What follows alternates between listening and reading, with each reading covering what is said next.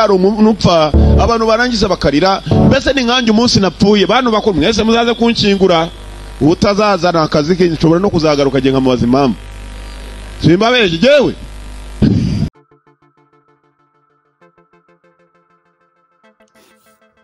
Hey, what's up? Nongeye kugusuhuza wowe dukurikiye ibyo waba urimo byose, amahoro y'Imana akomeze kubana nawe. Uyu munsi rero Yanga nibwo yashyinguwe mu cyubahiro, yashyinguwe mu irimbi ry'Irusororo, byabanjirijwe na misa. Ni ibirori byabanjirijwe na misa yabereye ku rusengero rwa New Life Church ruherereye Nyanza ya Kicukiro.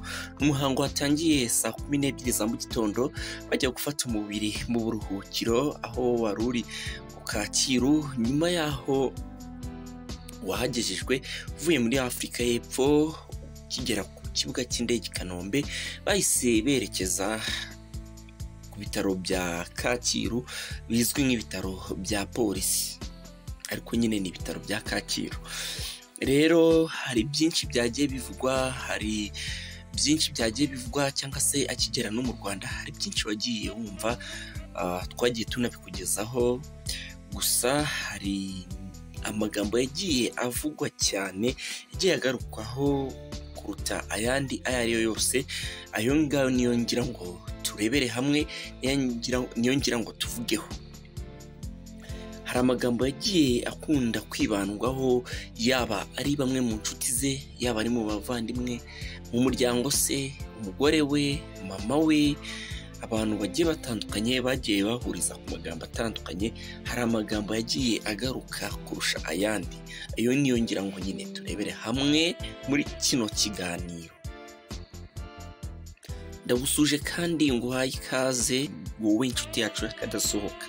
Mbere ya byose turagushimiye wakoze subscribe, turagushimiye by'umwihariko nawe utari wayikora, tugusaba ngo uyikore kugira ngo nyine ujye ubona notification y'ibiganiro bikurikira, kandi iyo ubikoze uba duteye inkunga, bituma nyine tugira esprit kugira ngo tubakorere ibindi biganiro bikurikira.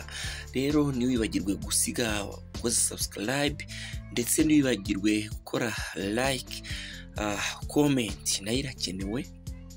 Nanakwibariza ikibazo, ni ese wumva wifuza yuko twakora kuki, cyangwa se twakongeramo iki, twakosoramo iki? Ibyo ngibyo birasaba comment yawe wowe udukurikiye, kandi uw'agaciro.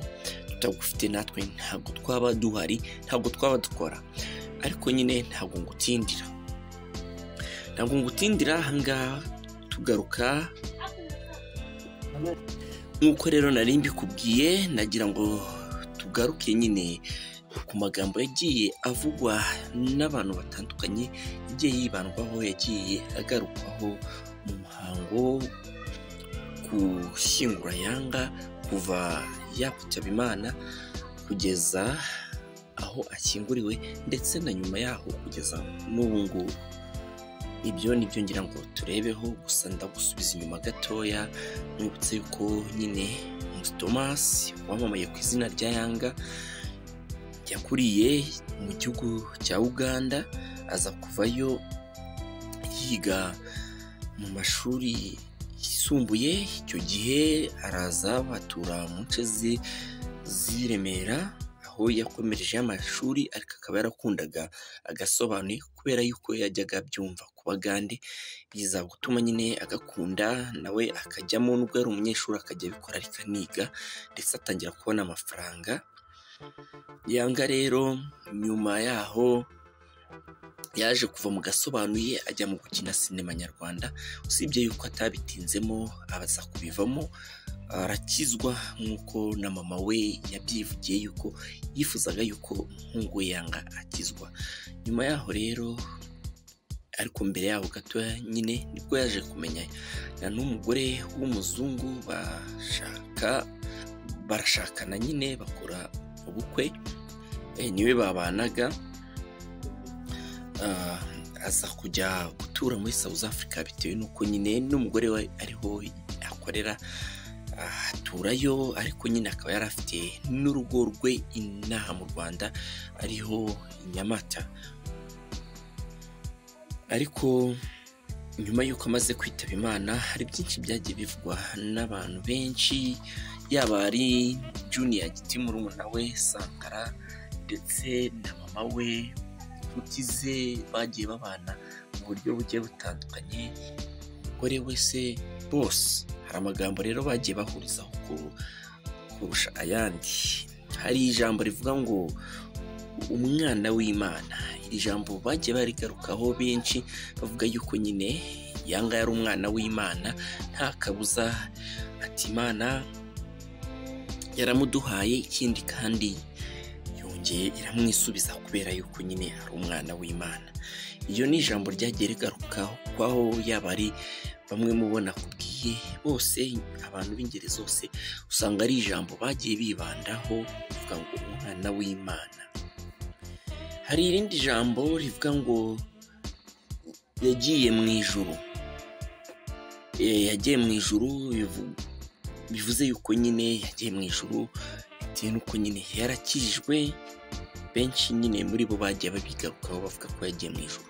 Yaba ari Junior Giti muri interview yakoze ku Isimbi TV avuga yuko nyine cyangwa se ahamya adashidikanya yuko mukuru we Yanga yagiye mu ijuru bitewe n'ibikorwa yasize akoze, bitewe n'ukuntu yari yarakijijwe, bitewe n'ukuntu yakundaga gusenga cyangwa se n'amagambo yagendaga asubiramo y'Imana yo kubwira n'abandi ko bakwiye gukizwa bakava mu byo barimo bagakizwa. Ibyo byose bigenda byemeza yuko nyine Yanga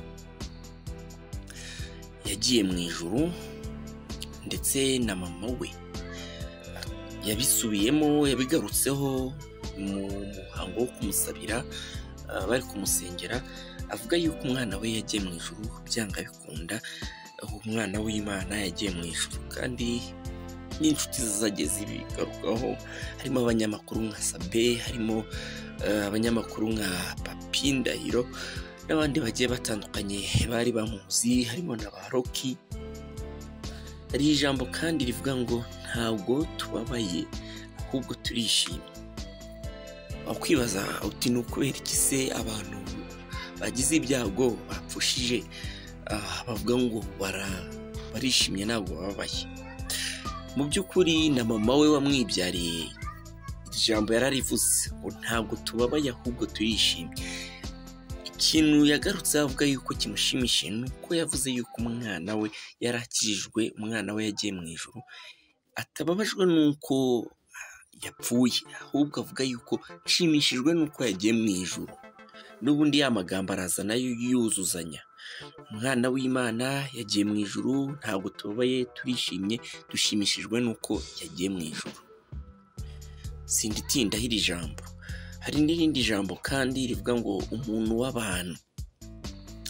Yanga yari umuntu w'abantu, niko iryo jambo ryagiye rigarukwaho cyane n'ababyeyi be n'abavandimwe be, inshuti ze bakoranye cyane mw'uyu mwuga